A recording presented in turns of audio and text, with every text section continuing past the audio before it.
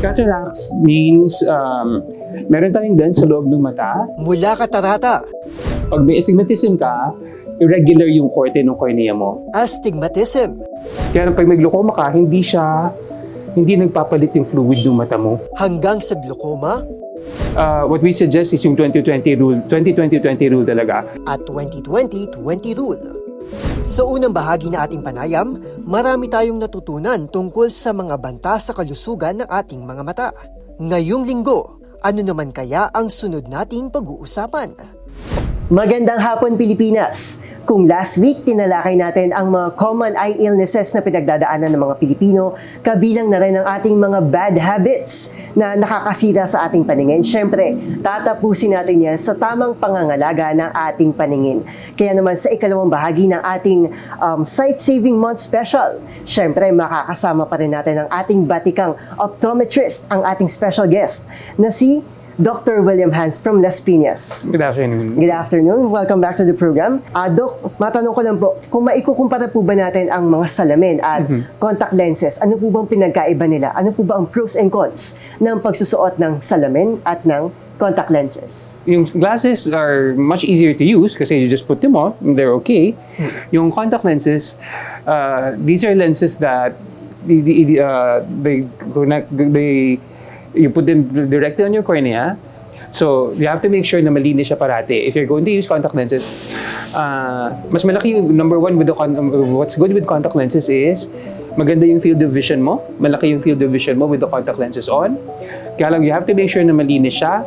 You have to make sure na you take care of your contact lenses properly. Actually, Doc, gusto ko pong erase tong question na to kasi marami sa mga kababayan natin ang guilty na nakakalimot tanggalin ang kanilang contact lenses kapag matutulog sila. Ano po bang damages, ano po bang bad effects ang naidudulot po kapag nakakalimutan nating tanggalin ang ating contact lenses kapag natutulog po tayo? The only contact lenses that you could actually sleep with are those for may therapy ngayon na therapeutic na contact lenses ngayon.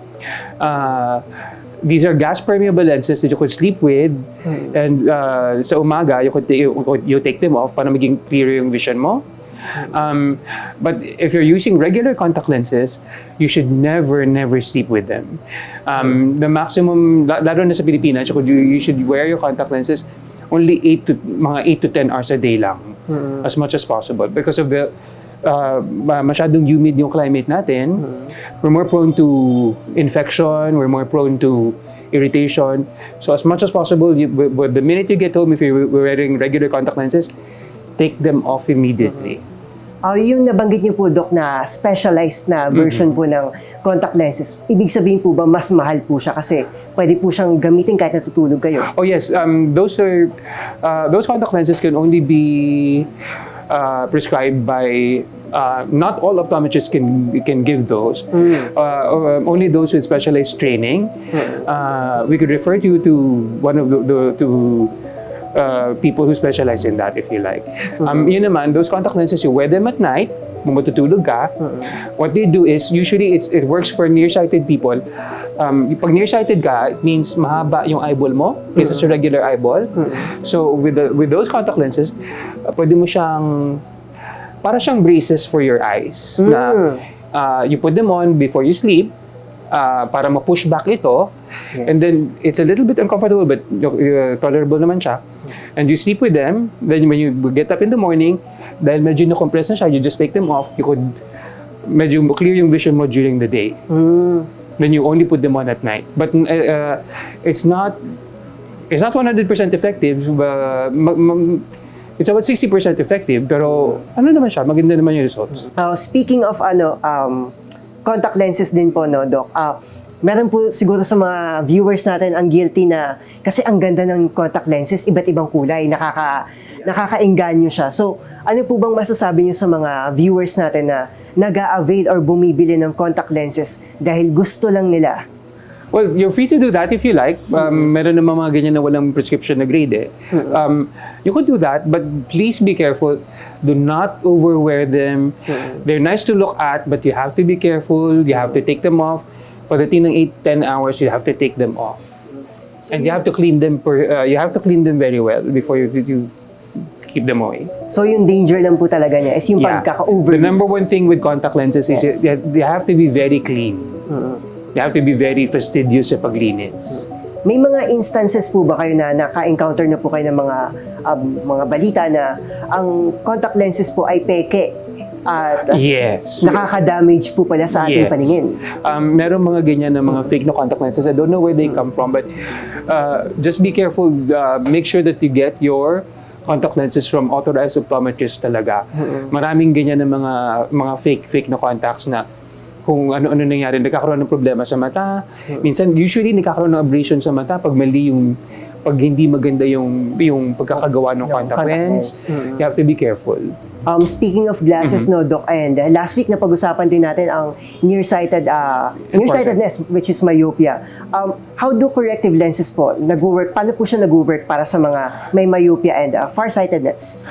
Myopia means, myopia means you're nearsighted, medyo mahaba yung eyeball mo kaysa sa regular na eyeball. So, what the lens does is, we use concave lenses para ma-push back niya yung usually if you're myopic, nagfo-focus yung ilaw dito before the retina. So what happens is with the concave lens, yung focus mapupush back dito. Kasi dapat dito po. Dapat dito siya mapufocus, yes. Kapag myopic ka po, hindi dito na po siya. If you're farsighted naman, baliktad naman. If you're farsighted, medyo shorter ng konti yung eyeball mo. So, pag ganun po siya, Doc. Yeah. Pag myopic, pag ganun. A normal eye is round. If you're myopic, mapapansin mo it's a little bit longer than the regular eyeball. Pag lumampas ng 600, if you're highly myopic, nagiging ganyan. Abnormal po talaga yung look niya, no, Doc? Hindi na siya bilog. So this is regular eyeball. This is a myopic eyeball. This is a highly myopic eyeball. Pag lampas ng 600 yung grade mo, most probably ganyan yung itsura ng cross-section. So sobrang lala po talaga ng pagkalabo ng paningin kapag and if you're like this, if you're highly myopic, mas madaling matanggal yung retina mo doon sa mata mo. Pag natanggal yung retina mo sa mata mo, that's retinal detachment. Mabubulag ka, no? Speaking of glasses, kanina na pag-usapan po natin, ito personally nakaka-relate ako dito kasi as someone na naka-encounter din or nakaranas din ng online classes. Yan, bugbog na bugbog ang ating mga mata sa gadgets, sa laptop, sa iPad, sa phone. So, parang isa din ako sa mga naengganyo, sa mga nakikita ko sa online na nagbebenta, na nag-aalok ng tinatawag nilang anti-radiation glasses. Ligtas po ba ito, Doc? At gumagana po ba talaga ito? We have no way of knowing because sometimes I don't know if you get it from wherever, from Shopee or Lazada or wherever. You have no way of knowing kung talagang may anti-rad talaga yung lenses mo or not. But yung talagang may anti-rad, the lenses should have these reflections on it. Parang siya nag-rainbow. Yan yung may anti-radiation. Pag walang anti-radiation, they'll just have this white na... Here, I'll show you. They just have this white reflection on them. Yan, hindi siya anti-radiation. Those are not anti-rad glasses. Yung may anti-rad glasses, these are, nakita mo para siya nag-rainbow na may blue, may pink, may red, may blue, may pink, may green. Those are the real anti-rad lenses. So ayan na, para sa mga manonood natin, mga viewers natin, no, na nagbabalak bumili ng kanilang anti-radiation glasses para makasigurado kayo na totoo at tama talaga ang inyong ginagamit na produkto. Yun nga ang sinabi sa atin ni Doc, dapat may rainbow kayong nakikita, and kapag hindi siya totoo, wala, white. Just plain white. Plain white lang na reflection ang nakikita nila. It really helps in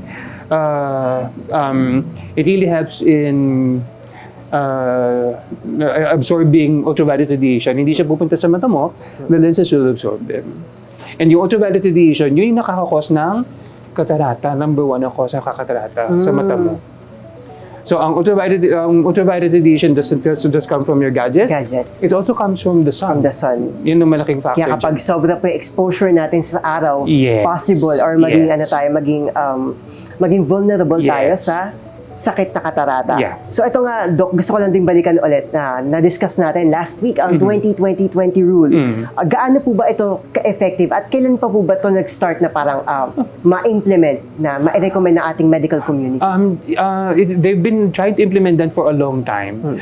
Pero na-magnify lang talaga itong nung nagkaroon ng pandemic dahil talagang ang dami talagang bata. When the pandemic started, ang dami talagang patients ngayon ng mga bata na very myopic because of too much gadgets talaga. So, but the 20-20-20 rule, it really works. I hope our viewers will do that. So, moving forward tayo, Doc, pag-usapan naman natin yung mga common questions ng ating mga viewers tungkol sa kanilang eye health, vision, and anything under the sun with regards to our eye health. Totoo po ba na nakakalabo ng paningin ang pagbabasa sa dilim? Yes. If you're not, whenever you read, make sure that you have good lighting. Number one. That is number one. Also, if you're going to be using your gadgets at night, especially for the kids, we really do not recommend that you turn off all the lights tapos naka-gadgets yung bata or anyone, even adults. Do not do that, lalong concentrated yung radiation sa mata mo. So if you're going to be using your gadgets at night, kahit mag-turn on ka lang, kahit lampshade lang, it's fine. You don't have to have the big light on. Kahit lampshade lang, it's fine. But do not use your gadgets at night without any light, without any other light except your cell phone or your tablet. Kasi kapag wala pong ibang light sources, kumbaga, very concentrated po yung concentrated yung radiation sa mata. At saka lalo siyang nakakakos ang eye strain. Ito naman po, Doc, sigurado maraming nakaka-relate dito. Common na siya siguro, sabihin na nating superstition. Pero confirm na rin natin with Doc, totoo po ba na kapag natutulog ka ng basa ang iyong buhok, lalabo ba talagang paningin mo? That's not really true. Tatawa na si Doc sa atin. That is not really true. There's no correlation between your vision at saka basa yung mata mo. There is no correlation at all. That is not true. Sa tingin niyo po ba, Doc, saan po ba nanggaling itong paniniwalang ito? Mga old wives' tales lang yan. Parang mga sinalumang ano lang yan. That is not true. For sure, makaka-relate ang marami sa mga kalalakihan dyan na nanonood sa atin ngayon na nagsasabi na nagkakaroon daw ng kuliti ang isang tao kapag daw namboboso. Totoo po ba yan, Doc? That is not true. There is no correlation. Kuliti means nagkakaroon ng infection yung isang your eyelids, nagkakaroon ng infection, most probably because na nagkaroon ng build up dito sa one of your eyelashes. Nagkakaroon ng infection build up. That's it. Walang kinalaman yun sa pagkukundi sa pangboboso or whatever. So basically, ang kuliti po is just a common... It's an infection. It's para kang nagka-pimple sa... Because sa eyelids mo. Yun lang. So, yan, walang kinalaman siya doon. Yan, malinaw na para sa mga manonood natin. Hindi ko naman sinasabing mamboso kayo, pero walang relation ang pamboboso sa pagkakaroon ng kuliti ng isang tao. In most cases po ba, totoo po ba na namamana ang malabong paningin ng isang tao? Genetics? Actually, yes. Malaking factor, especially for myopia, malaking factor is as I said before, yung length ng mata mo, yung haba ng mata mo. And number one, where do you get the length of your eyeball? Except from your parents. Usually, if you're nearsighted yung parent, mo, one or two of your parents, baka most probably magkaroon ka rin. Yun ang malaking factor yan. Napapasok po talaga siya. Namamana talaga siya. And aside from yung yung panlalabo po ng paningin, ang isa din po sa mga nababasa ko po and based din po sa research na nakikita ko is namamana din po ang color blindness. Totoo po ba ito? Yes. Color blindness means if you look at nangyayari sa mata natin kapag may color blindness? If you're colorblind, so ang nakakakita sa mata natin is your retina. Yung hindi naman nakakita, this is the only part of your body, ito yung nakakakita talaga yung retina mo. Now, the middle part, yung macula, which is the really important part, only 5% of this actually sees color. The 95%, black and white lang yung nakikita niyan The rest of only 5% of your retina actually sees color. The rest, like this, puro black and white lang yung nakikita niya. So only this 5% here in the middle. Ngayon, yung 5% na yon, may rod and cone cells sila. Yung rod and cone cells, those are the cells in your body that translates color. So there are 3 kinds of those. Pag may problema ka sa red, sa isa sa mga rods and cones mo, pag may problema ka sa red, sa color vision mo, you also have a problem with green. Iba-iba kasi yung types of color blindness eh. Pag meron ka naman problema sa yellow, may problema ka rin usually sa blue. Pero sa ibang color... Para po siyang bi-pair na colors. And the other one is yung isa naman, all of them are affected. Wala ka nakikita talagang color. May ganun po talaga. Kasi ang na-encounter ko lang po sa mga napapanood ko, mga nababasa ko, ang color blindness is yung parang typical na colors na po like red. Ganun. Pero, but if you have a problem with red, may problema ka rin sa green. But wala kang problema sa blue and yellow. Nakita mo. Pero hindi po ako naka-encounter na may cases po pala na meron din total. Meron. Buo pong color blindness. They cannot be corrected by lenses. Walang operation siya. You just have to learn how to live with it. Nabasa ko din po, Doc, na ito pong color blindness is natetest po siya via the Ishihara test. Yes. Aside from Ishihara test, meron po ba tayong mga iba't ibang klase ng vision test? Meron pang mas complicated na I forgot what it's called, but yung mga dots siya na maliliit that you have to line them up. Land dots yata yun.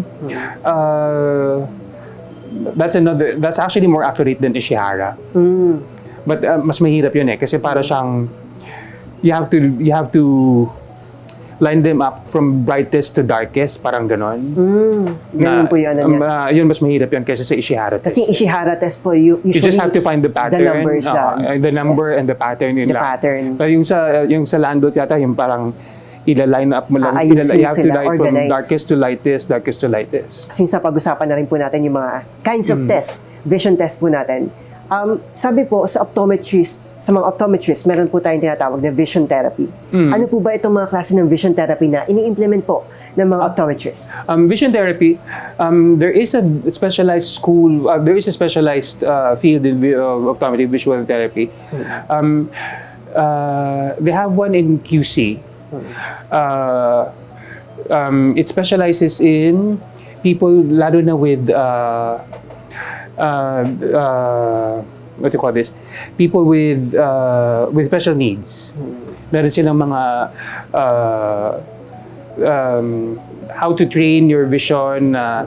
Lalo na yung mga bata na may special needs na mga bata. They train them how to be able to function normally. Kahit hindi sila, it usually it's harder to train special people, di ba?